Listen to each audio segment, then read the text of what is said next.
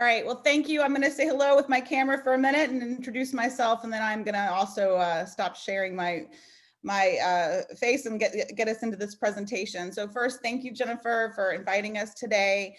I just want to give a little background for those of you who may not know the Pool and Hot Tub Alliance. We were formed in 2019. Combining the Association of Pool and Spa Professionals and the National Swimming Pool Foundation. So I think a lot of you may have heard those names, APSP and NSPF.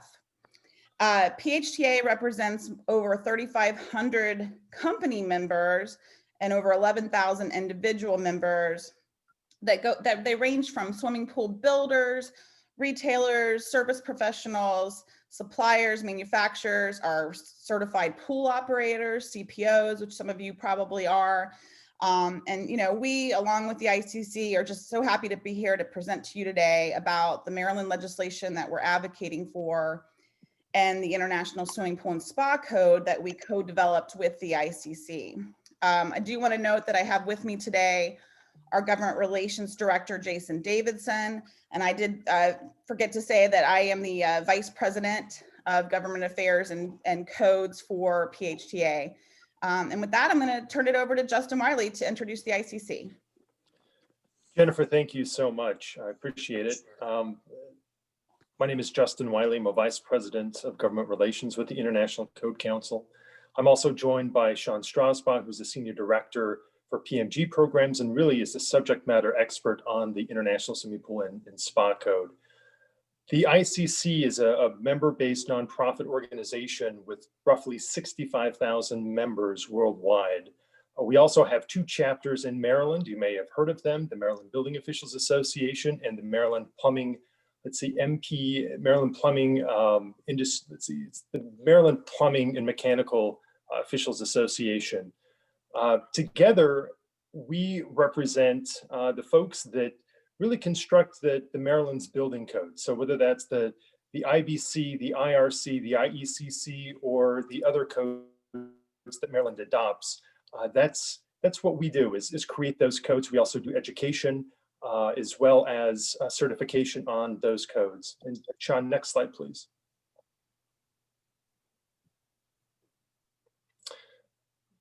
So as I mentioned, we're with the International Code Council and PHTA, and this is really, this piece of legislation is something that we're doing jointly together. And I like to point out that this is one instance where the regulated in the PHTA has come together with the regulators in the building officials at ICC to create the ISPSC. So typically, if both organizations can come together, it must be with something pretty good. Next slide, please, Sean.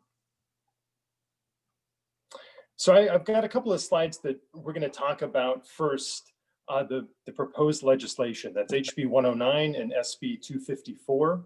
I want to allay any concerns, and we've heard quite a bit from folks that there are concerns about, what does the ISPSC cover? What's the scope? How is it going to affect current regulation? I do want to just explain that the scope of the ISPSC is for design and construction only. So the operation and maintenance portion for public pools and semi-public pools is something that is not contemplated under the ISPSC. It's just for design and construction only. The goal of this piece of legislation is really to harmonize the patchwork of codes across the state. Now, there are 23 counties and a handful of other jurisdictions that really use different codes for the design and construction of swimming pools, whether it's residential, whether it's semi-public or public pools. The goal is to really take and harmonize those codes. I do want to note that there are 7 jurisdictions currently that we have researched that do adopt the ISPSC. Those include Baltimore City, Montgomery County, Anne Arundel County, and others. So this is not something that is unprecedented, and there is a history of this working well, both with the building officials that enforce the design and construction provisions, as well as the state health departments. The other idea is we want to streamline the regulatory processes. It makes most sense for design professionals and builders to come in and have to work under one code, whether it be for public pools, semi-public pools, or private swimming pools. It makes sense just to have one code and to have it in use not only at the local jurisdiction, but through the regulations of the state and local health departments. Now, one thing that I do want to mention is the swimming pool and spa code is correlated and coordinated with the other codes that are adopted in Maryland, the other building codes, and there are 9 of them. They include the International Building Code, as I mentioned before, the Residential Code, the Plumbing Code, the Mechanical Code, the International Energy Conservation Code, and others. So this is really an opportunity to take in and update not only the state health department regulations around the design and construction of swimming pools to current standards. As you all know, they're roughly 20 years old and reference a lot of the legacy standards that are the predecessor to the ISPSC. But we figured it just makes a lot of sense to have everyone on the same page and to have those in the most up-to-date and best practices available through the ISPSC. Next slide, please, Sean. Now let's talk a little bit about what the language actually says. The history of this is when we got together, there's something called the Maryland Building Performance Standards, and it is the statute that really controls the adoption of the building code and then the residential code at the state level, and then counties and local jurisdictions also have the opportunity to go in and make modifications to those standards that are adopted. We mirrored that language in the proposed legislation for the adoption of the ISPSC.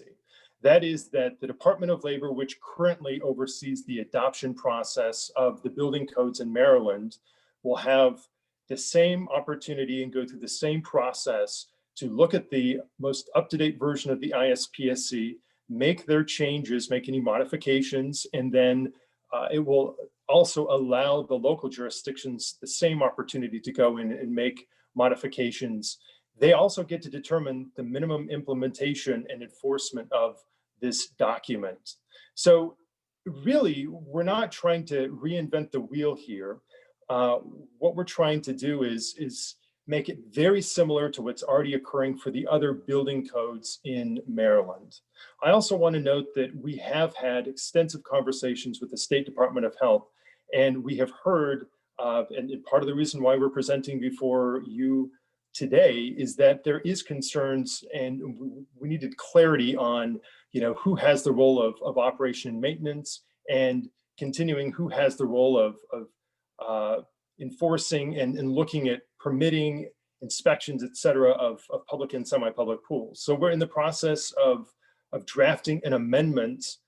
Actually, the State Board of Health is in the process of putting language together for consideration that will make those clarifications. So the design and construction provisions at the local level, the permitting processes, all of that would still go through this process, but the Department of Health would also play a key role in really continuing what they do. I mean, the goal of this is not to change the process. It really is just to make uniform the standards and the codes that are used for design and construction. And with that, I'll kick it back over to Jennifer Hatfield to talk a little bit about what is actually inside of the ISPSC. Jen? Thanks, Justin. I'd like to kind of give you a little background of how we got here and what's in the code, and then we're really looking forward to having discussion with you guys here at the end. All right. So I was making sure I didn't see anybody anymore. You guys still hear me, right? Yep, you're Okay. doing great.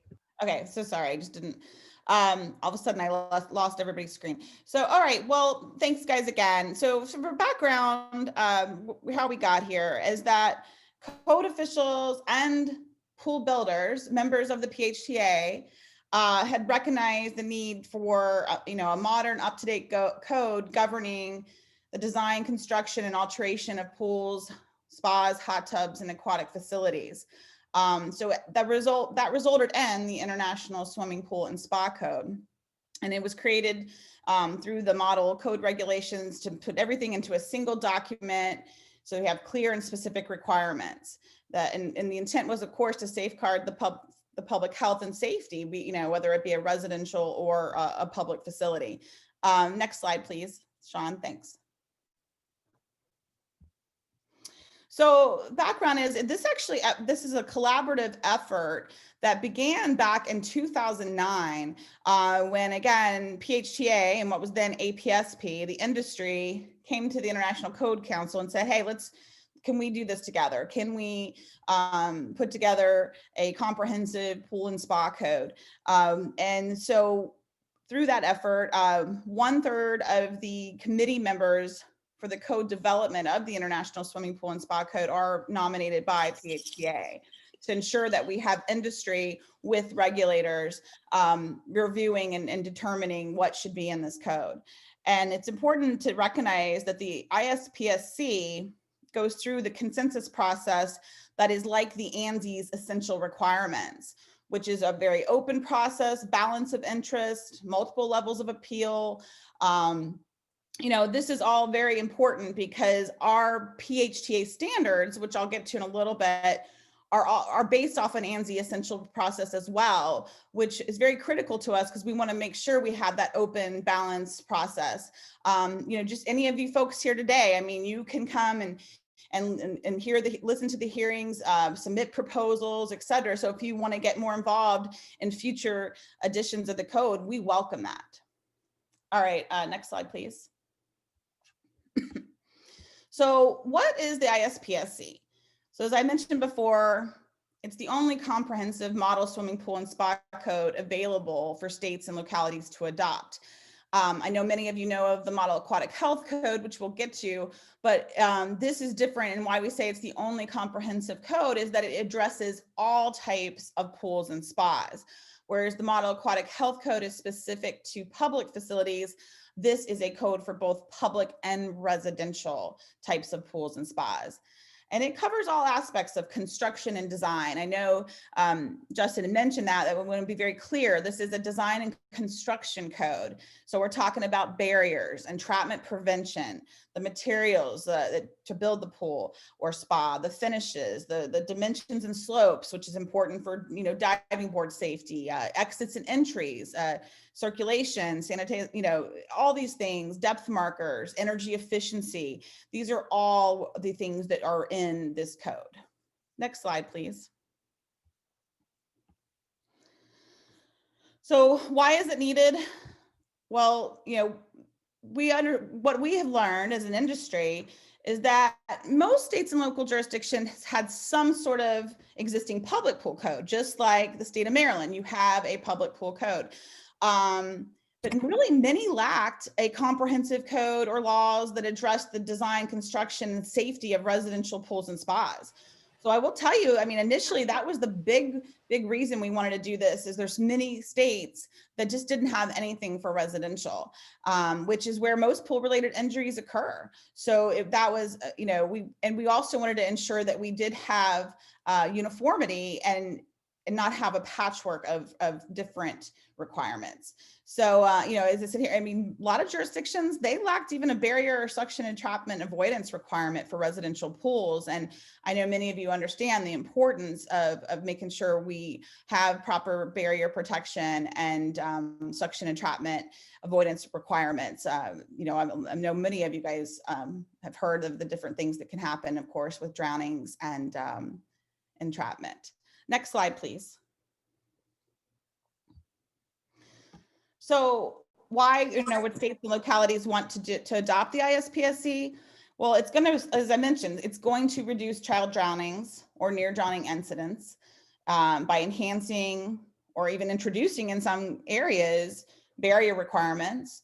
And it's going to eliminate entrapment incidences because it requires compliance with the provisions in the Virginia Graham-Baker Pool and Spa Safety Act through the adoption of the APSP 7 entrapment avoidance standard. And no, again, I know the audience here today is more on the public side. So you all are very familiar with the VGBA, as I'll call it, but you know, those were required for commercial facilities.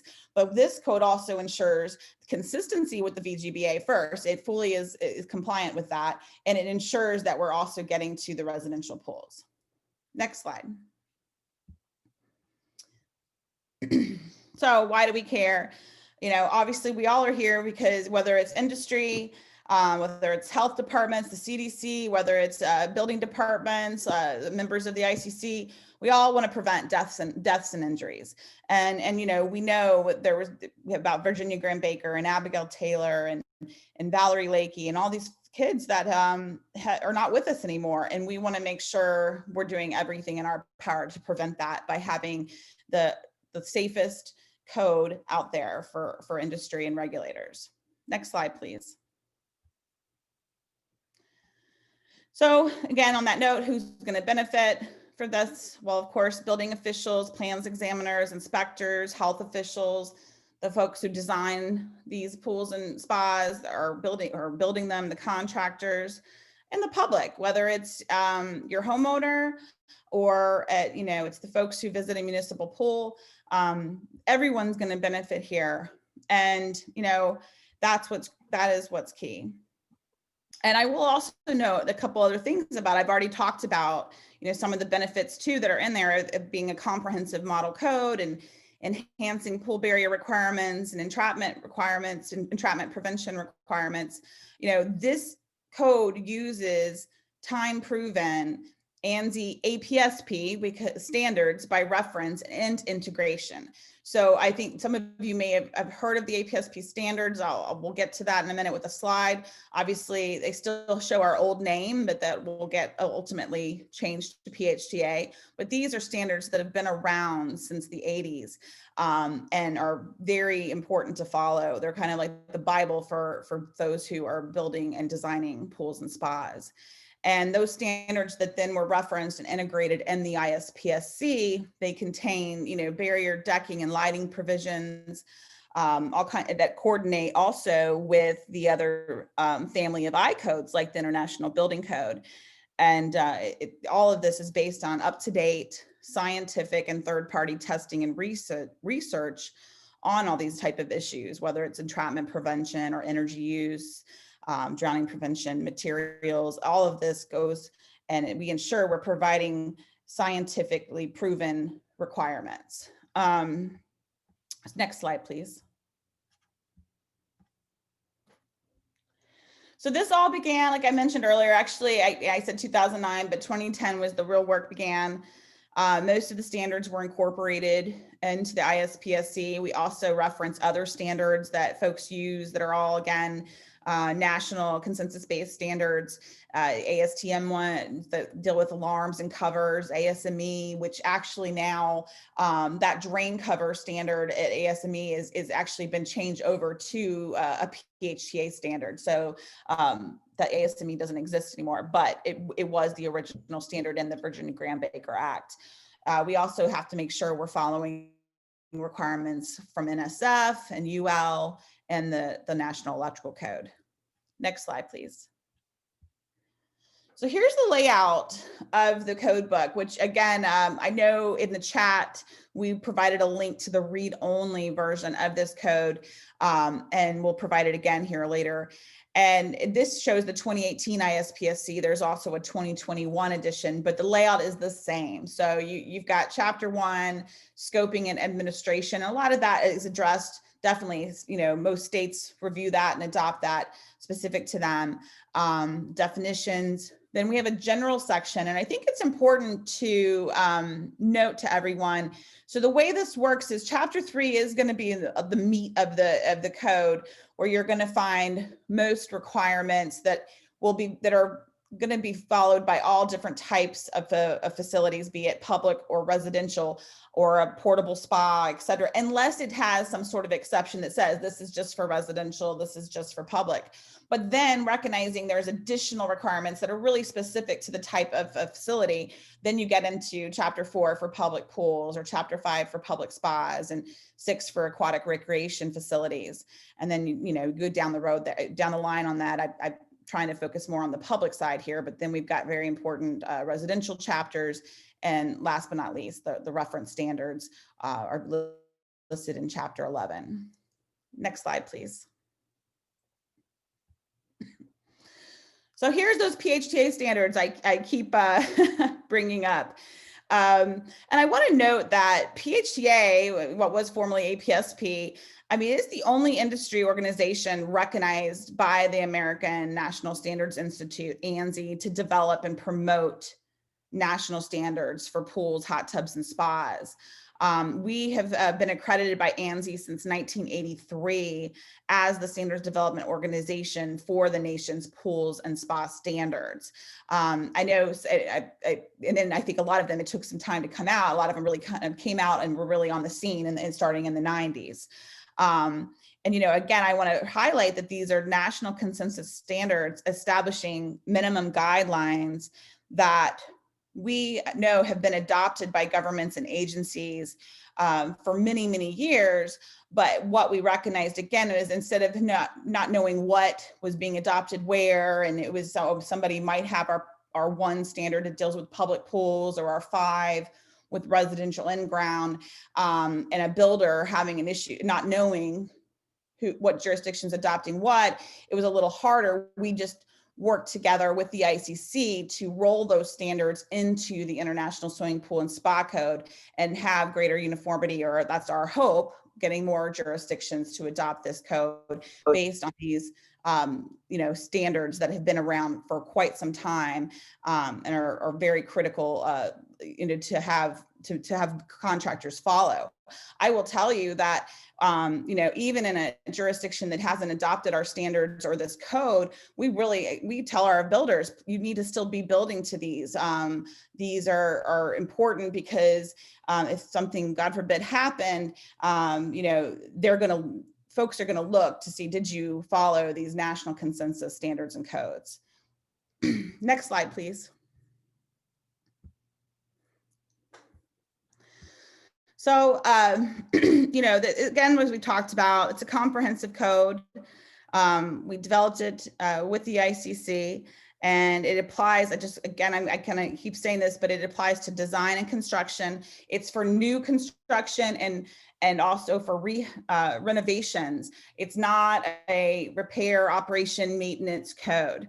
It's going to be addressing those newly constructed or renovated pools based on the date the code goes into effect. And I know Justin talks about the legislation earlier, and there's ample time to work through the process and for everybody to be ready for that effective date. Next slide, please. Some other things that are really important, I just want to highlight again, you know, that this code will, we believe, will eliminate electrical incidences in and around pools because it does require compliance with the National Electrical Code. I know we have had some issues on older existing pools where kids have gotten shocked or injured or even death. And we want to ensure by adopting this code that folks are following the National Electrical Code. So we have that electrical safety. It also provides energy and water consumption reductions. We have energy efficiency standards within this code, which is really important, I mean, nationwide now. And there's a federal rule that is going to go into effect this coming summer, and that will align with what's in this code as well.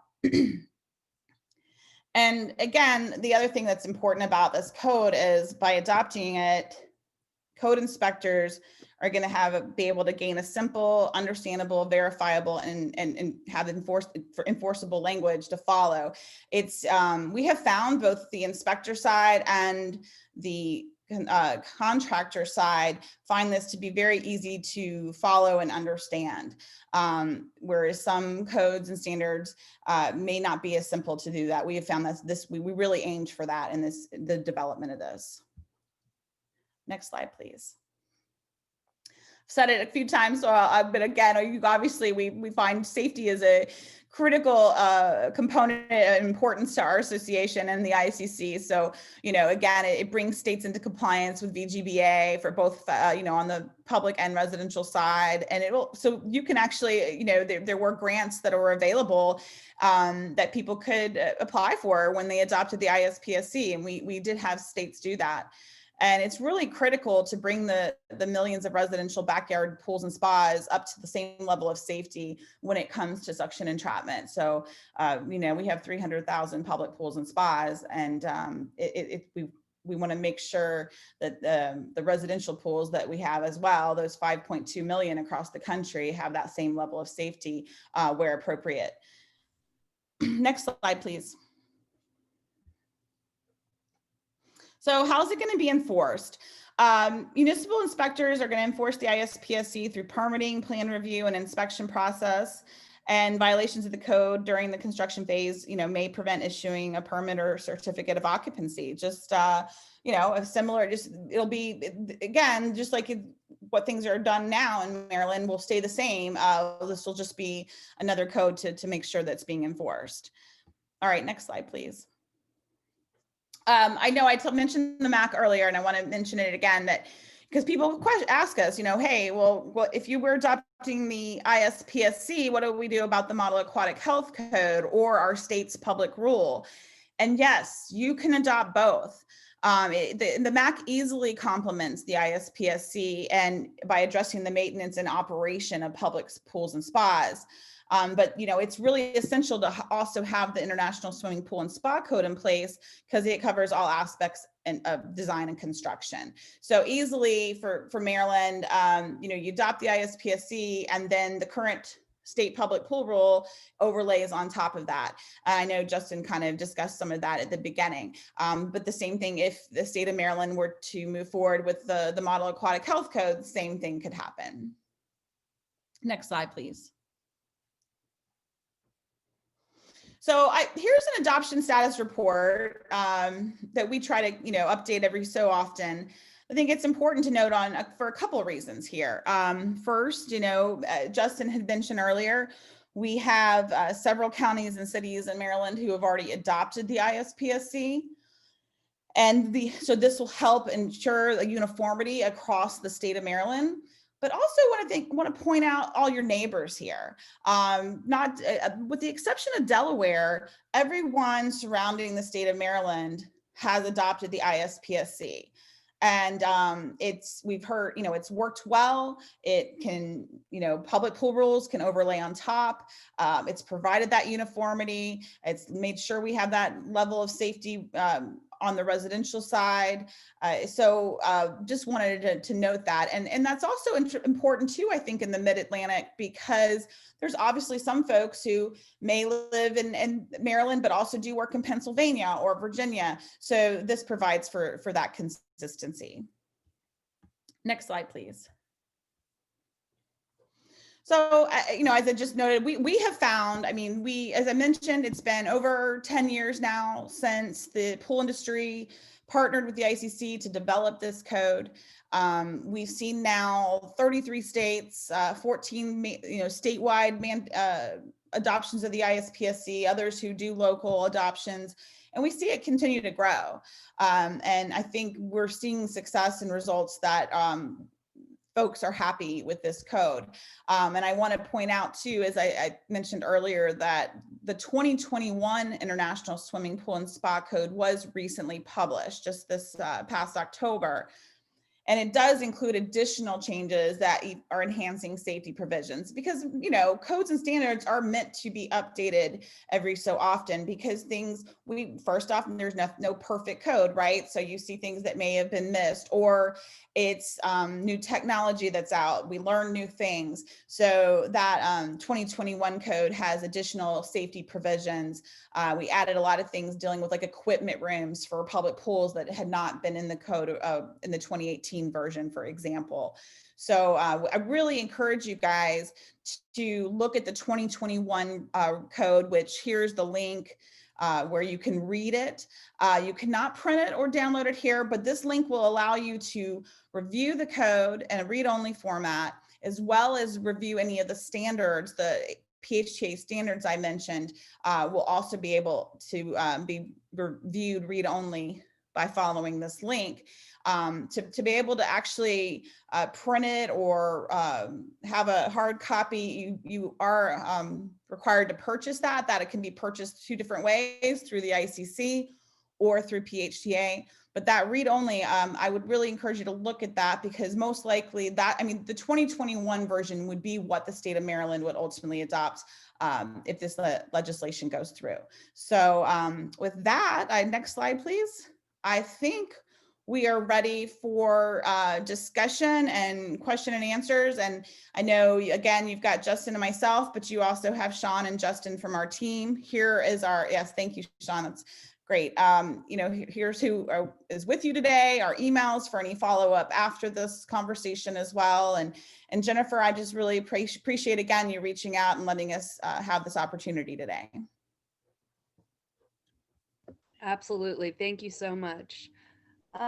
We've got a couple comments and potential questions. One, we have a representative from Montgomery County that says, point of clarification, Montgomery County Health has not adopted this. It's just a reference at this point.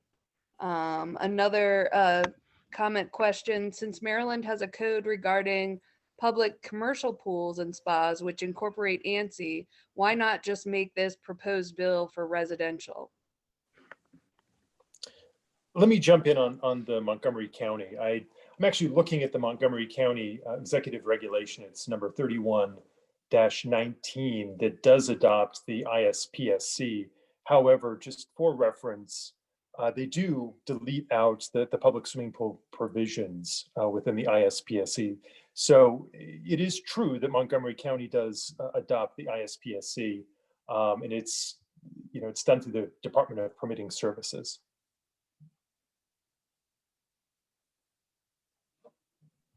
And with regard to the other question, Jennifer, about why not then just do this for residential, and the pool and spas, the public pool rule incorporates ANSI.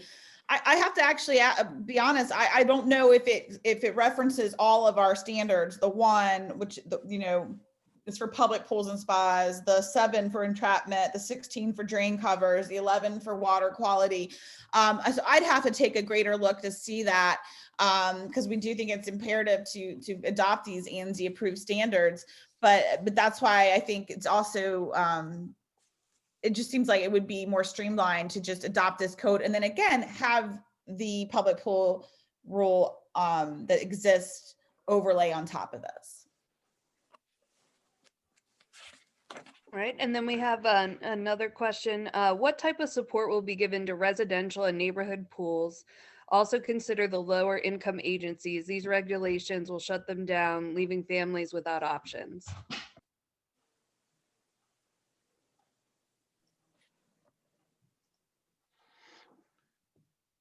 Jennifer, Sean Strasbaugh here with ICC, and I can speak to that. Again, the proposed adoption of the ISPSC is only for design and construction. So an existing residential or neighborhood pool that's there and existing, again, would fall under the operation and maintenance provisions of the Maryland health laws that exist today. So I think that answers that question.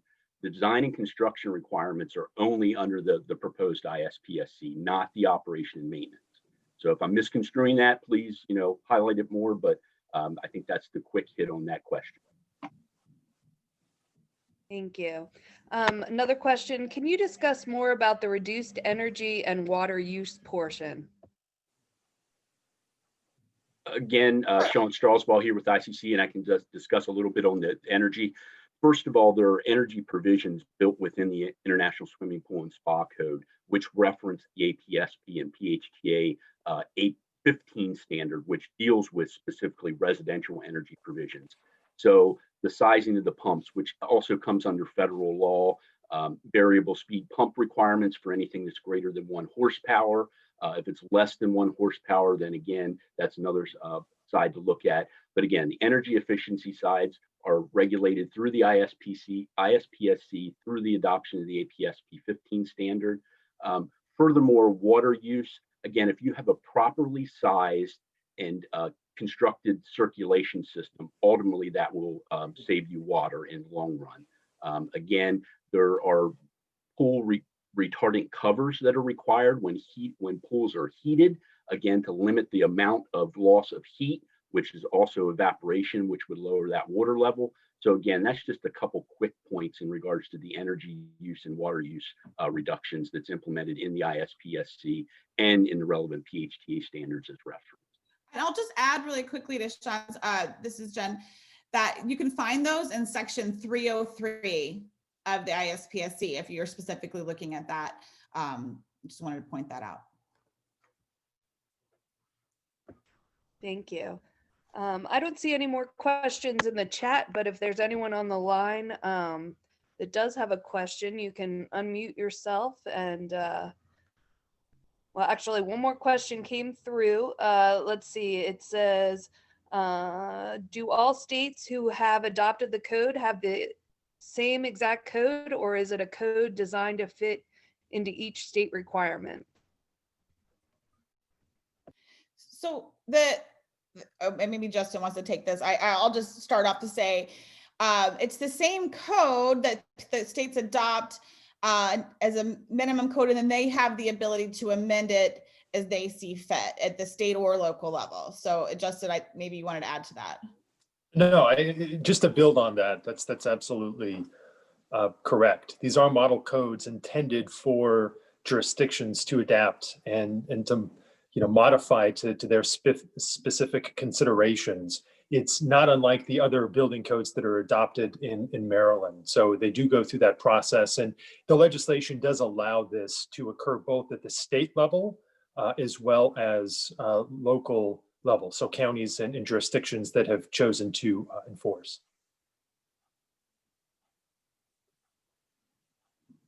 Right. And then one comment that I didn't get in before, sounds like it's more geared to residential, as public pools don't typically cover their pools.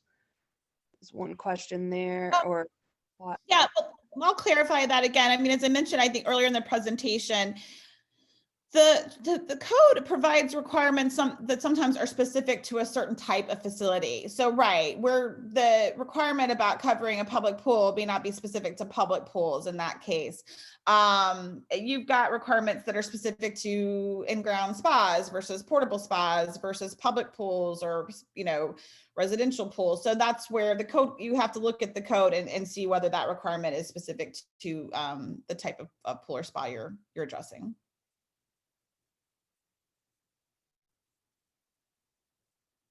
All right, and then just going down the line here, is surface slip resistance covered?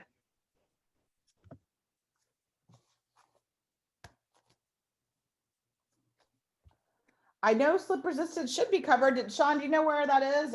Sorry. There's a couple different references, I believe, and I'm trying to keep up with the chat as the messages keep rolling in. The ANSI 137.1 I'm not familiar with, but there are a couple different references to slip resistance in regards to stairs, and a lot of those go back to the actual standards for those products being manufactured. So there are a couple different portions there. So yes, it is addressed. Actually, one of the main drives of the code process that is going on right now was to look at one specific standard more in line with decks and walking surfaces in regards to slip resistance, and trying to get a coordinated standard for the slip resistance of decks, because some of those deck standards that are out there right now only address certain surface materials, and it's getting a lot of discussion. So that is one item that they're looking in the next code change process, to try and address decks and all the different surface materials, not just concrete. There may be other surface materials out there. Again, not getting into the difference between public and residential, but in a residential pool setting, you could have a wooden deck, you could have a composite deck. I'm going to say most public or commercial pools would have some type of concrete base, but there's a whole bunch of different surface materials out there that need to be looked at on the slip resistance side. Thank you. Next question is, what would be considered a renovation? And just to, if we put in an ADA compliant lift, is that, now we have to comply with the new code? I guess what will be that threshold for renovation?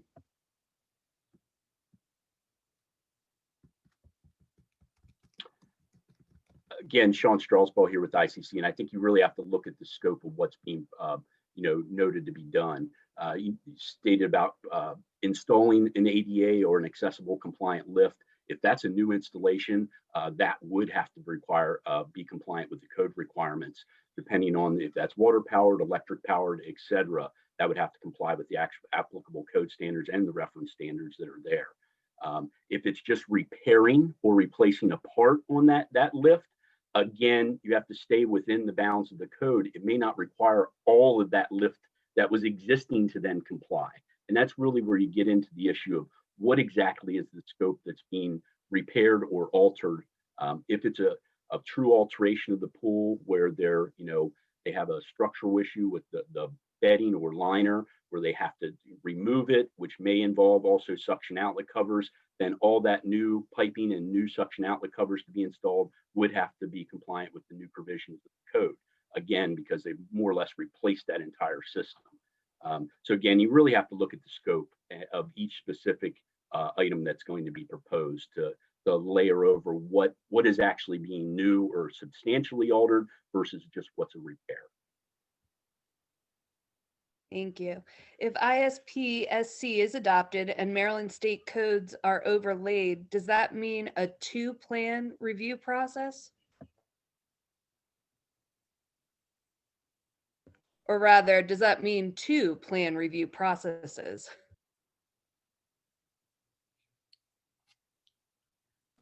I mean, I don't know. I don't want to pretend that the specifics of Maryland, but I don't think that's the intent. And like, I also will note, and Justin, you may have, or Jason, you guys may have some more details on this. I mean, labor and health are talking. They're about this bill. They're going to figure out and streamline this process. I think they also, once we're away from this virtual world we live in, go back to normal, I believe they are across the street from each other. This is Jason with PHTA as well. I'm not quite clear on the question, but I can give you a little bit. If I'm understanding the question correctly, this is the relation between what currently exists, which is with the Department of Health and with the Department of Labor, that would be doing new construction, new design if this bill were to pass. So the way our intent was in this bill, and also we believe that what the bill does is it bifurcates health and labor, whereas health will continue to maintain current responsibilities of operation, maintenance, and all of that stuff, whereas labor is just going to handle new construction, new design. Now, going forward, if the bill were to implement it, the two would be working together to ensure that there is no discrepancy with the code and what labor will be doing. They're going to be working hand in hand together, and also meeting with the various stakeholder groups to ensure a smooth transition. So they're going to be working in conjunction with each other, and we're putting in a language that will clarify that. Again, we believe the bill as it stands doesn't interfere with that, but we had some concerns from people that were questioned that. So just to clarify, that's going to be in the bill. I hope that answers the question. Yeah, just to jump in, the intent is not to change that if you want to build a pool, you still have to go before the jurisdiction and obtain a permit. And depending on what kind of pool you're building, you would still also have to go to the Department of Health and obtain a permit as well. So those plan reviews, and the idea is to streamline this process. So a plan review would, instead of being done to 2 separate pieces of code or regulation, it would be done to the ISPSC, which the intent is to streamline that process. So we're both singing from the same sheet of music. Yeah, and as Jen mentioned, they're both agencies are across the street from each other, so it's easy for them to get together pretty easily, and literally they can meet on a moment's notice. All right, next question. Code doesn't cover splash pads. How is that going to be evaluated? I could answer that. Actually, I mentioned earlier, we recognize each year that we'll find some things we need to update or that we're missing. And if you look at the 2021 ISPSC, there is a new section 612. So chapter 6, section 612, it's called interactive water play features, otherwise known as splash pads. So it does cover the splash pads in the 2021 edition.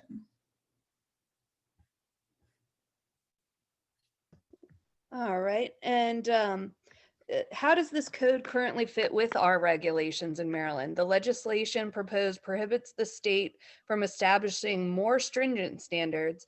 If we already have more stringent regulations, won't those be eliminated in favor of adopting local codes that will cause less consistency?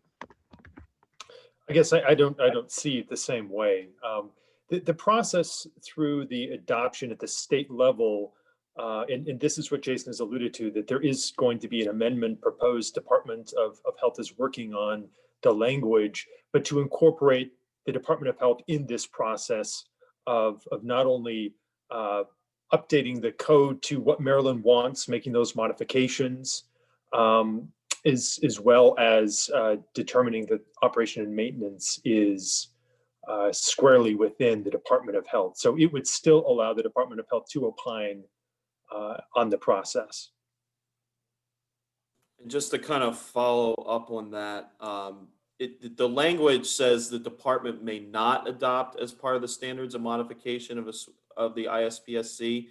So that just means that they can't go beyond that. That doesn't preclude the localities, counties and municipalities. And just as part of the promotion of the ISPSC, we believe that this is the best code as far as safety standards is concerned. And going back to, I think, that definition of a renovation, would replacing a pump now fall into the category of needing to meet the new standard? I can address that on a couple levels. So first off, and this is the way I've explained it to folks in different states, because it is the same answer, and no matter whether this code's adopted or not. Most states require you to follow the National Electrical Code. I know Maryland's one of those, and states have to follow federal law. So there's a couple aspects here with this specific question about replacing a pool pump. We all know pumps do have a certain lifespan, so at some point they will have to be replaced. If a pump is replaced, and this has been the case for now, I want to say 3 or 4 years. One thing is they have to also have GFCI protection put in, ground fault circuit interrupter. And that is not related to this code, but except that this code then does require compliance with the NEC, but that's already, in effect.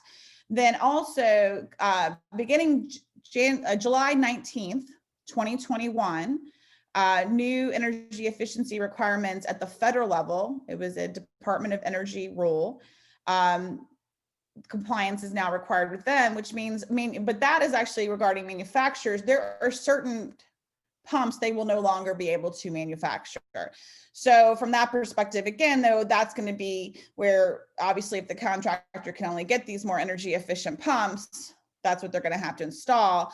I'm totally aware that obviously a lot of folks will replace a pump and a permit may not be pulled. It's a different question to ask whether a permit should be pulled or not. I'm just saying we know that that's something that probably happens every day. And I argue that, I always tell our members, look, you need to be meeting these requirements. The GFCI, it will be the energy efficiency as well. So I hope that helped answer it. And another question, will the plan be working with the Paris Climate Agreement to maintain higher environmental standards?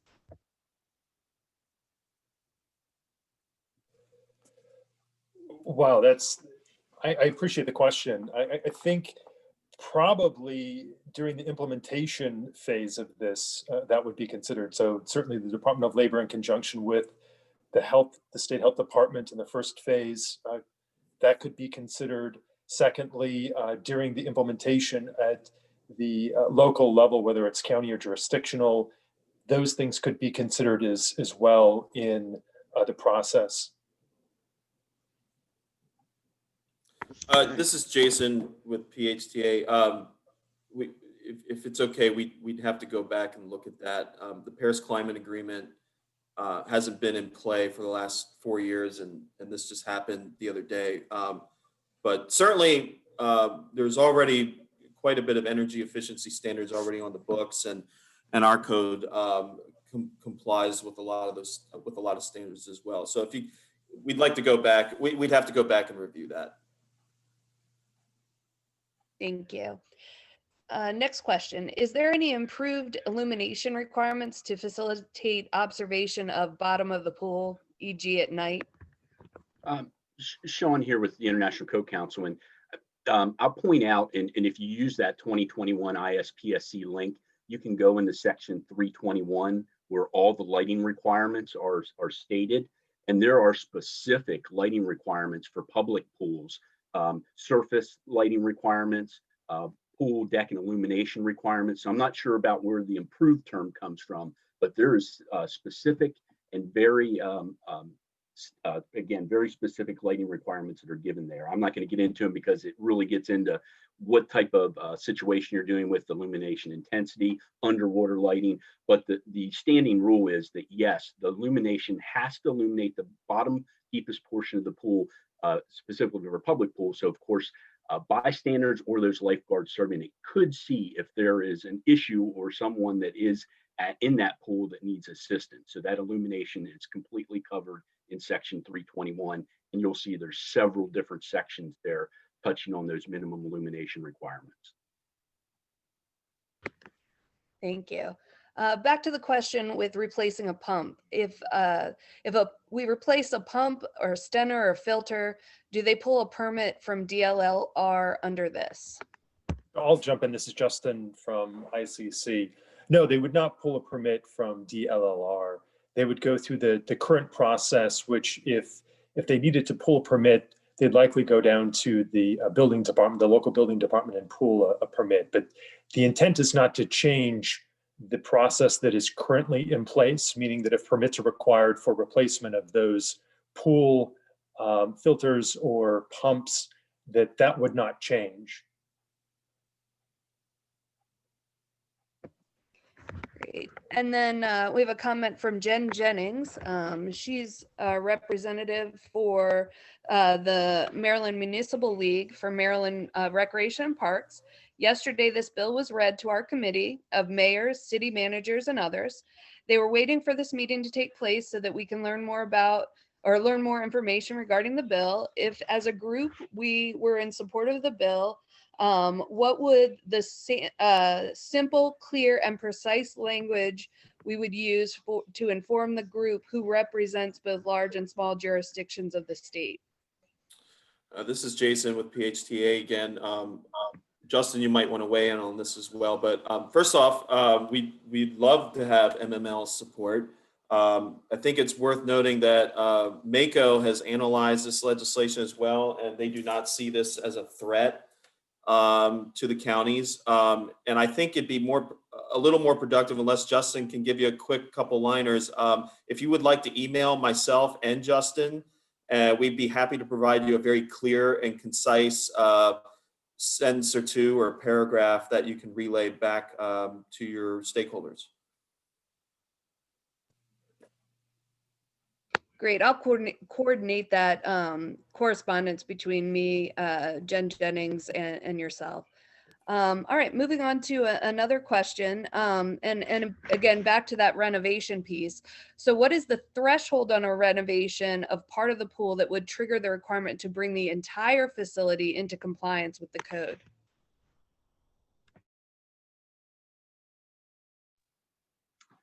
Sean Strasbaugh here with ICC, and I think the quick answer to that is under the ISPSC, there is not a prescribed percentage of renovation given.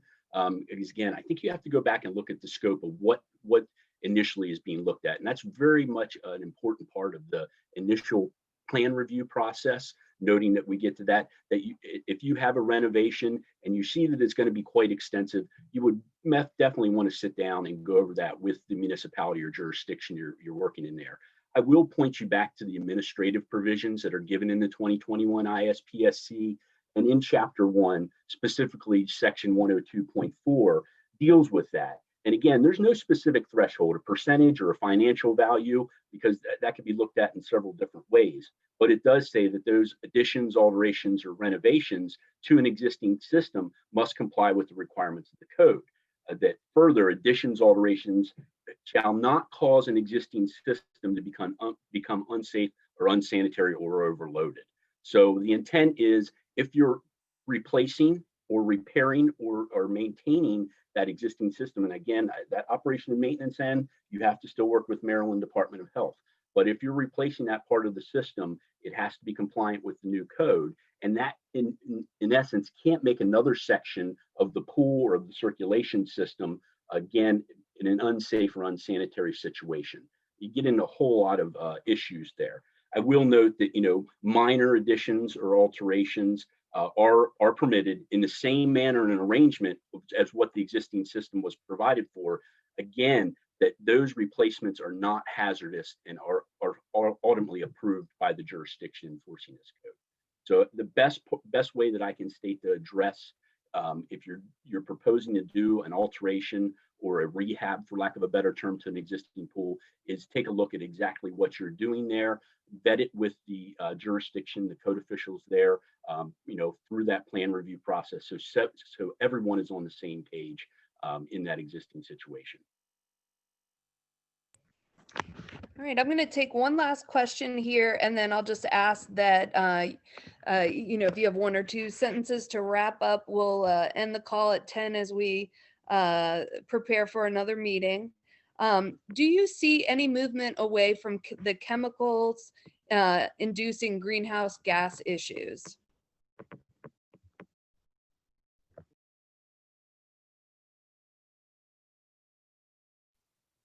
So this is Jen. I will note again that this code is a design and construction code. With regard to any type of chemicals used in pools and spas, that would be addressed under operation and maintenance, what of course could either be in the Model Aquatic Health Code or the state public pool rule you have in Maryland, or even and we also our ANSI PHTA standards. We have a ANSI PHTA 11, which is a water quality standard that actually is going to be up for revision later this year into 2022. So I encourage you to email me if you want to be part of that process. So I think that's where we'd probably, that standard and the other things I mentioned would be where we would look at chemicals and how they affect greenhouse gas. But this code itself right now is design and construction. Great. And then it looks like we did have just one last question. What does 12-1202C mean? And then, like I said, if you could, have one of the representatives just give us one last overview on, again, the reason why we as a group should support this legislation that's going to be before Maryland next week.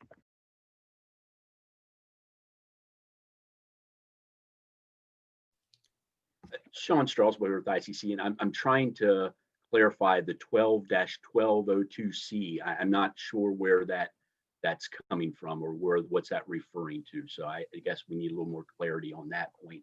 And I'll let Justin or Jennifer speak to the overall, or Jason to the overall approach with this group here.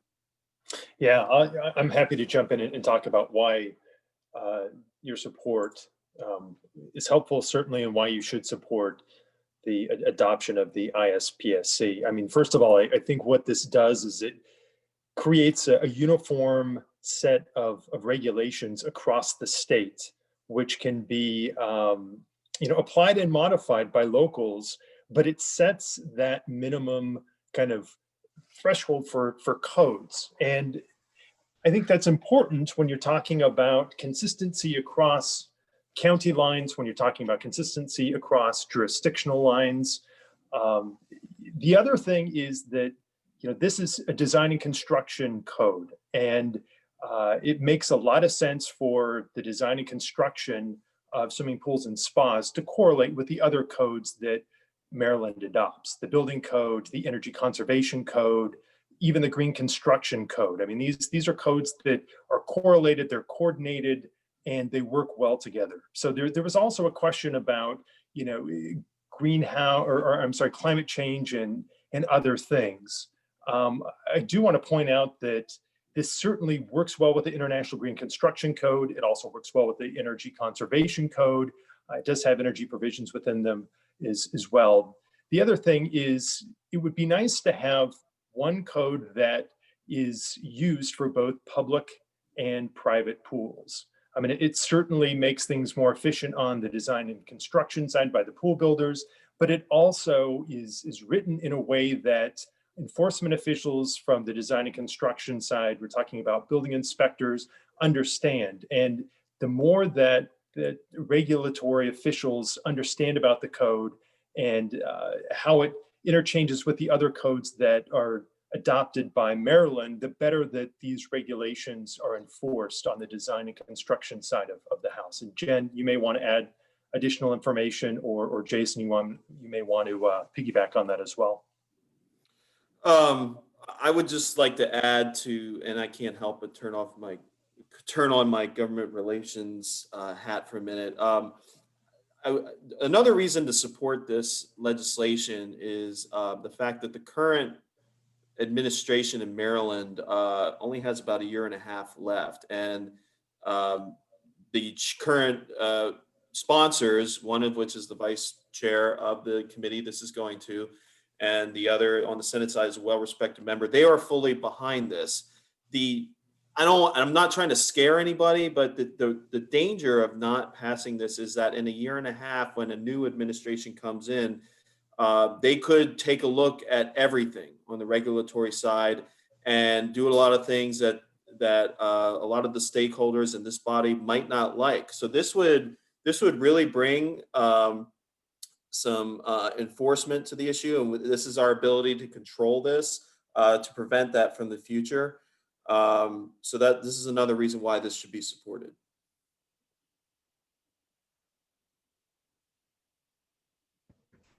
Well, thank you. And again, we very much appreciate your time here today, coming to talk with us on such short notice about this proposed legislation. Very, very much appreciative, MRPA, to both the PHTA and the ICC. We do want to respect your time, and we appreciate the hour that you've stayed with us. And again, thank you for your contact information. We will certainly reach out to you with further questions if we have that. So with that, we're going to go ahead and end the session today. And